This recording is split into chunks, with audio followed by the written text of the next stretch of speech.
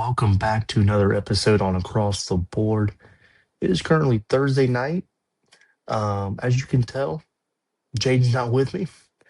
He has some stuff to take care of.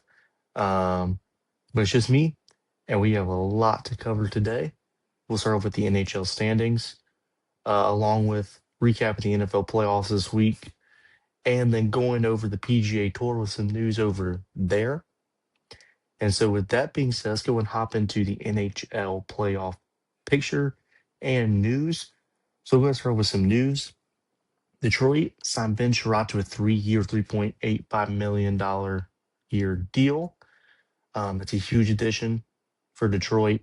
They've been having a great season. Exciting to see where that leads for them. Devils get Maxim Sablenkov, and Islanders receive Andre Palat in a 2026 third round and a 2027 sixth round pick. So Islanders will acquire Andre Palat, hopefully to add something to their offense. We'll see if they can score. Um, and then some more news. Brian Russ been suspended for 3 games on his hit.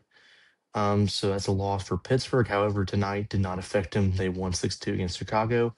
And Islanders also received Carson Soucy, and Rangers receive a 2026 third round pick, which we kind of expected from New York Rangers as they are kind of being sellers towards the trade deadline.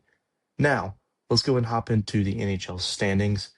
We'll go ahead and start. We'll start with the East first. Tampa Bay is 72 points, Detroit 70 points, Buffalo 67 points, Carolina 71 points, Pittsburgh 65 points, New York 65 points, Montreal 67 points, Boston 67 points. The next closest to them, Florida and Washington are tied at 59 points, New Jersey 58.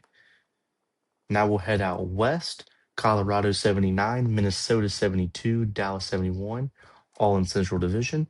Now in the Pacific Division, Vegas 64, Edmonton 64, Seattle 59, Utah 60, Anaheim 59. Those two teams in the wild card slot. And then remaining, you have San Jose, Los Angeles, and Nashville sitting outside.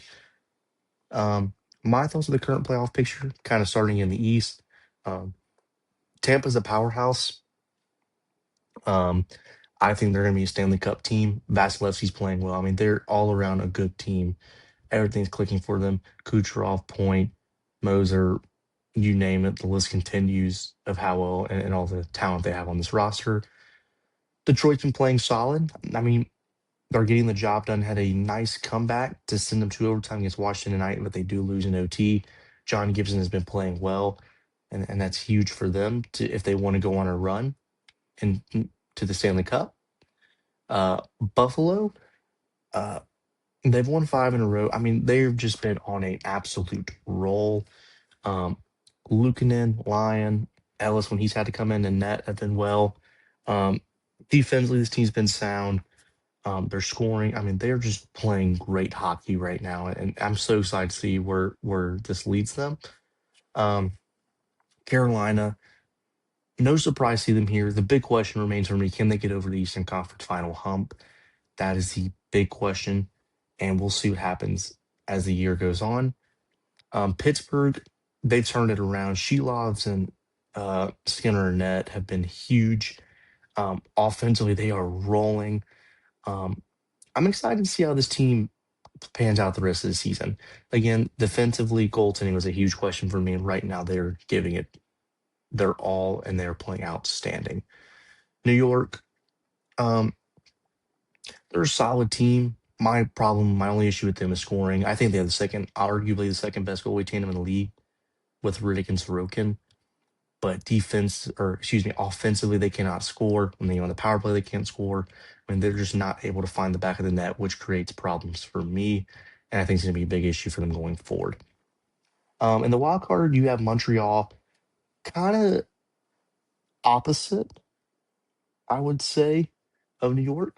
I think their offense of Montreal is outstanding. The second youngest team, and Buffalo being the youngest. Um, they're a young team.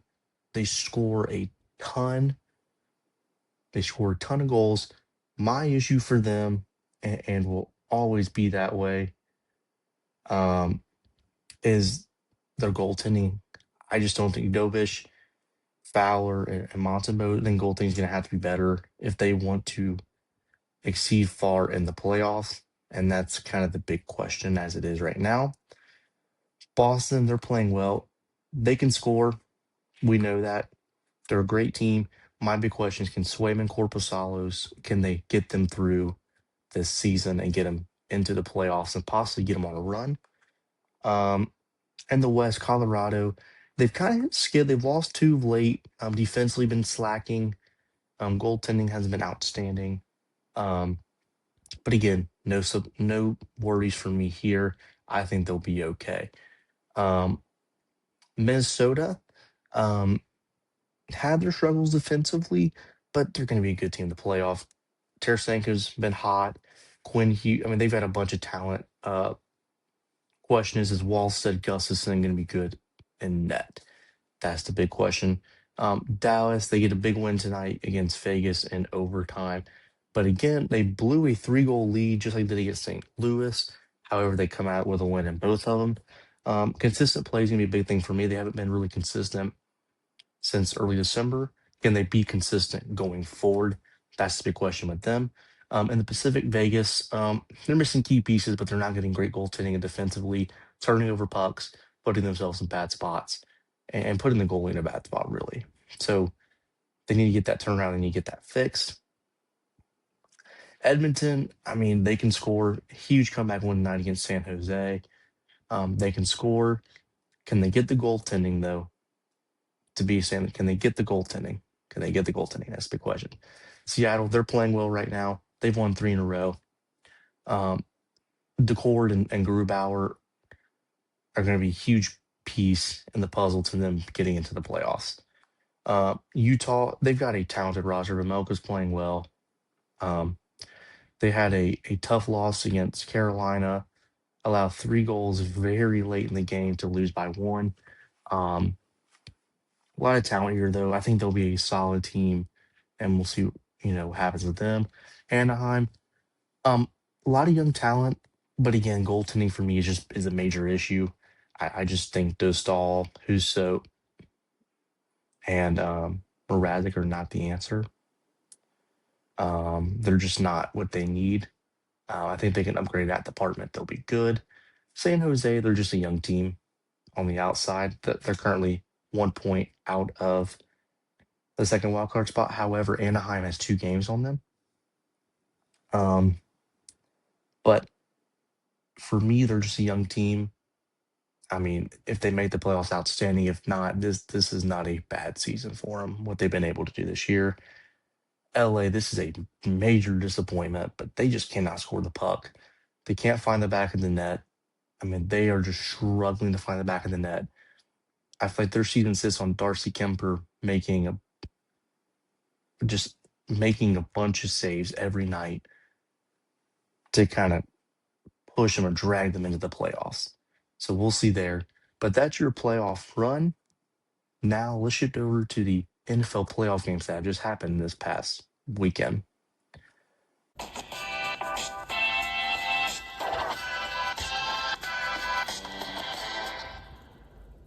All right.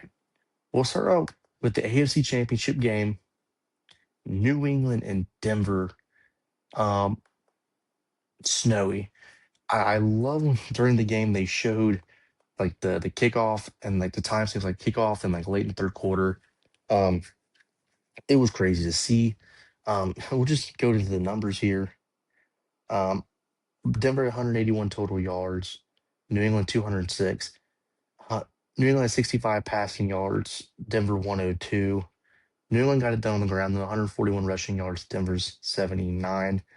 Um, but Stidham, 2 costly turnovers, an interception late in the game, then a fumble.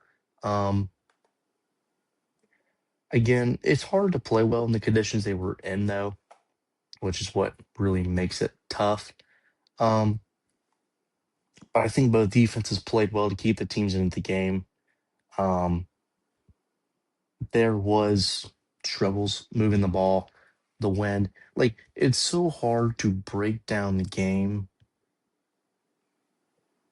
when excuse me, the conditions they were in. played such a huge factor in what happened. Um, it just kept snowing, and it was rough to play in. Like I said, Drake May was 10 for 21 for 86 passing yards. You look at Jarrett Stidham, he was 17 for 31, threw for 133 passing yards with a TD and an INT, which was costly late in the game for them. Um, but I think it's a valiant effort on both ends. I'm not surprised that both teams did not score much. Um, again, it was tough to move the ball in this game. Um, a big what if question is, should Denver have gone for it late in the fourth, 4:33 left in the game? It was about um, with a field goal to kick. And the condition they were in is tough. I think it all depends on the outcome. We're saying what we said because we saw Will Lutz miss the kick. It was tipped, what it looked like. But it's just tough conditions. I think Jarrett Stidham, did what he needed to in this game. Um, I think the big thing in this game, though, was the Patriots' rushing offense. It's just better than Denver's. Like, Stevenson just has played better. They're just on the ground. You had to get done on the ground with the conditions they were in. But Christian Gonzalez gets a big interception, seals the deal, and New England's heading on to a Super Bowl where they will meet Seattle in what was a thriller game when Seattle played LA. Um, this was exciting to watch. Um, an absolute thriller. No surprise that this was a high scoring game. Matthew Stafford was 22 for 35 with 374 yards and 3 passing touchdowns. One to Puka Nakua, one to Devontae Adams, and another to Kyron Williams. Um, he played outstanding, played great in this game. Um,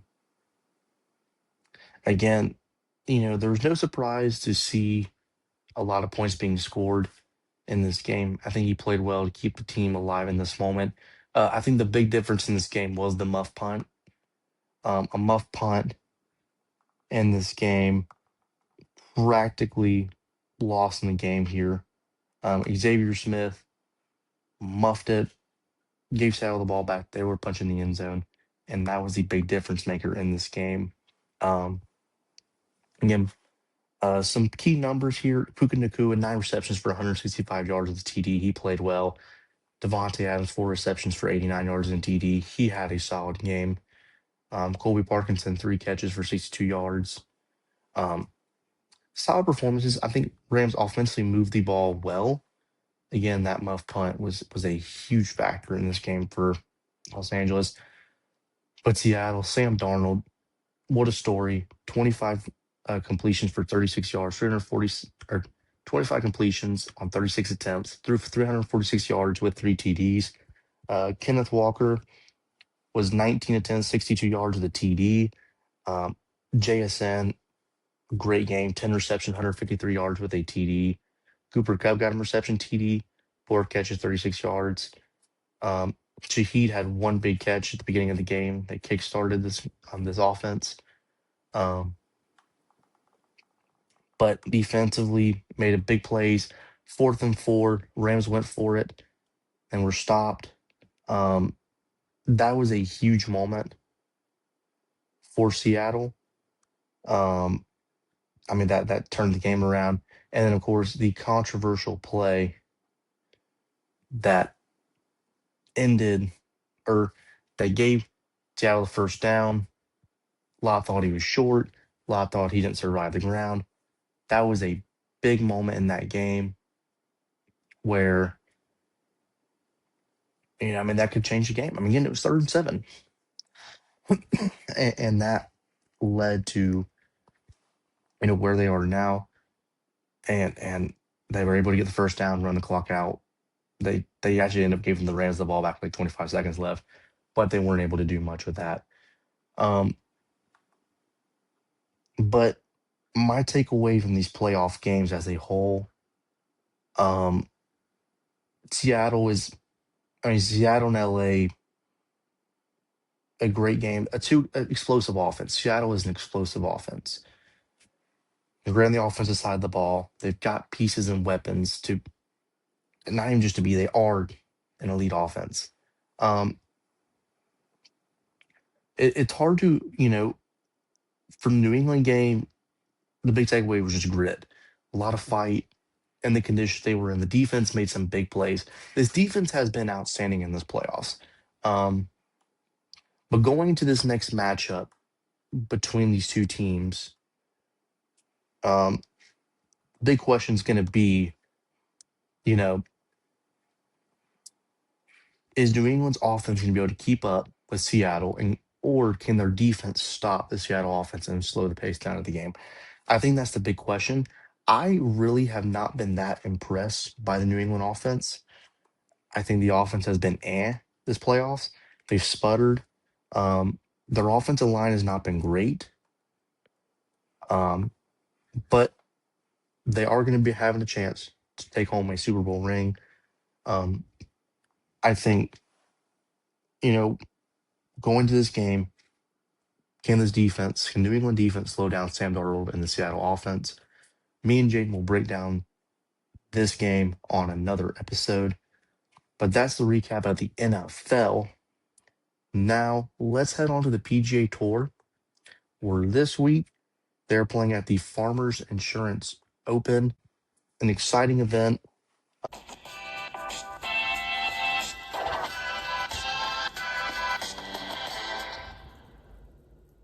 But the big news, of course, you got Brooks Koepka making his return back to the PGA Tour. He's currently shot one over today, currently in tie for 102.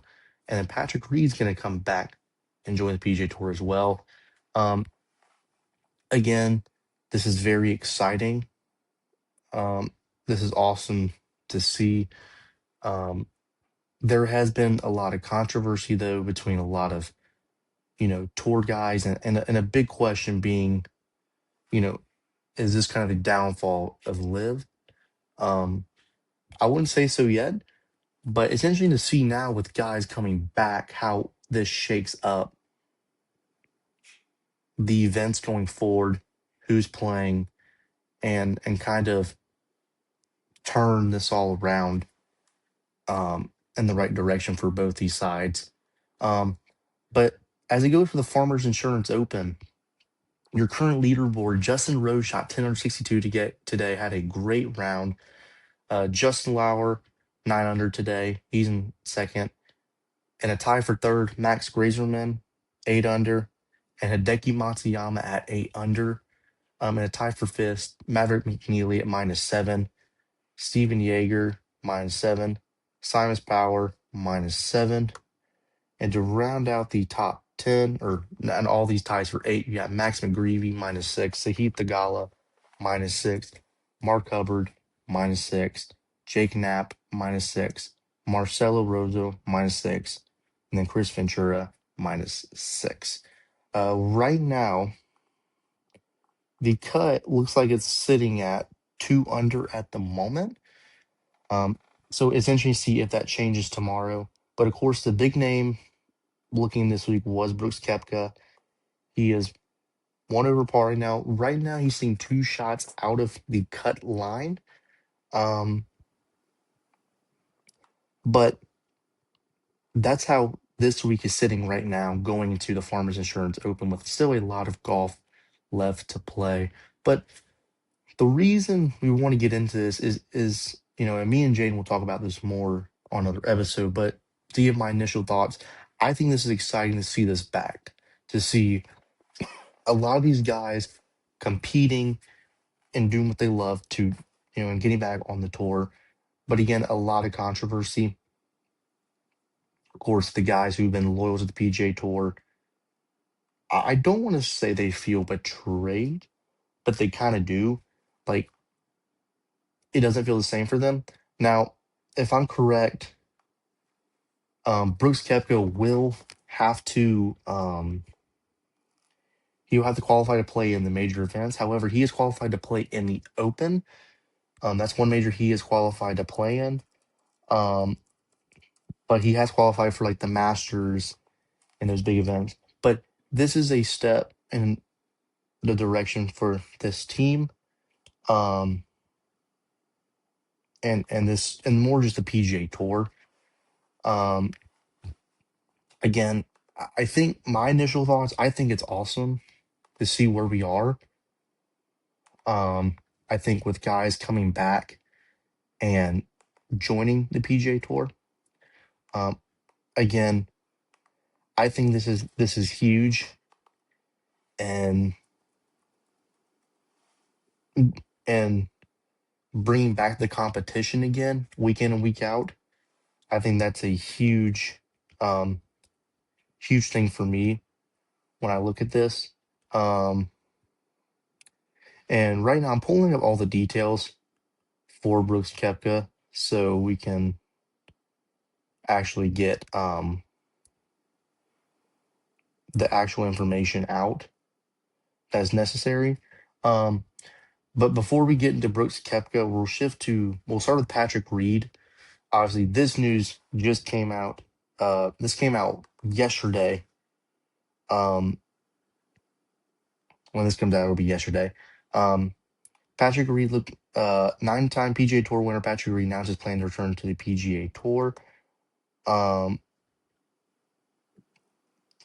as of right now, he is eligible to compete on the PGA Tour as a non-member beginning on August 25th of 2026. He may also pursue improved PGA Tour status via the DP World Tour.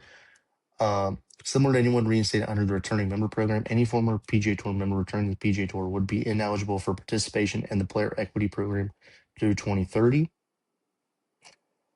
Um, at that time, Reed would be eligible to participate in the FedEx Cup fall events as a non-member and could accept sponsor extensions or participate in open qualifying for those tournaments.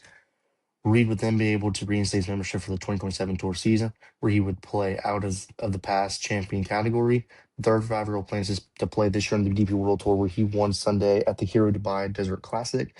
Reed would be eligible to improve his 2027 tour status as one of the top 10 finishers on the DP World Tour season-long Race to Dubai ranking, where he currently ranks second, and he would play the 2027 season out of the highest eligibility category he achieves. Um, from Patrick Reed himself, he says, I'm excited to announce that I'm returning to the PGA Tour as a past champion member for the 2027 season and am eligible to begin competing in PGA Tour events later this year. Reed said in a statement, I will continue to compete and play as an honorary lifetime member on the DP World Tour, which is something I am truly honored and excited to do. Um, and then just some more information. Similar to anyone reinstated under the returning member program, Reed would be ineligible to participate in the player equity program in 2030. Obviously that, and this is the commissioner, or this is like the PGA Tour said, we feel this is an appropriately significant and justified financial consequence for former PGA Tour members who are reinstated, said Chief Competitions Officer Tyler Dennis and Chief Player Officer Jason Gore in a memo Wednesday to tour members. We remain committed to strengthening the PGA Tour, serving our fans, and welcoming back players who wish to return through a consistent policy-based process. We did not meet the criteria for the returning member program, which was established earlier this month by Tour CEO Brian Rowland and applied to player who had won a major championship or the players since 2022. While the deadline for the returning member program is Monday, February 2nd, Tour officials expect Brooks Koepka, who will participate in this week's Farmers Insurance Open, to be the only player returning via the program. While Reed retains exempt status from prior PGA Tour from Tour victories to the 2026 season, the category cannot be used for tournament entry this year as a non-member. Reed's status this fall would make him eligible to potentially receive a captain's pick for the President's Cup in September. Reed, whose most recent tour win came at 2021 Farmer Insurance Open, last competed in a tour event outside the majors in June 2022. His DP World Tour victory Sunday in Dubai lifts him to number 29 in the official golf world rankings. Um, so basically, when reading this, again, so since 2022, so anybody who has won a major or the players since 2022, they are eligible for this returning member program. Um, he has not. Brooks has won one since then, so he can be on the program. So basically, so he can't basically, so he's now, with that being said, he's ineligible to participate in the player equity program. Um, so kind of with these guys returning and being back, as we've seen, there are limitations to this. Um, so it's not totally a how to say, like, anybody can just return there. Anybody can return, but there are consequences for, you have to pay. You can't just come back and play.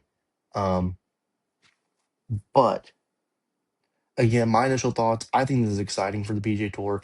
I know there's been a bunch of mixed feelings about that and that happening.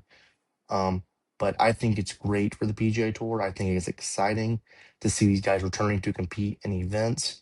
And me and Jaden will fully break this down on our next episode. So tune in for that. Thank you guys for listening. I know this was a short episode, but obviously, Jade not being here, we tried to cover as much as we can um, in the time we had allotted. Thank you guys for watching. Go follow our socials, TikTok, Instagram, Spotify, YouTube, so Instagram, Amazon Music. Go follow those. Go follow, like, subscribe, do what you need to do. And until then, we will see you all next time.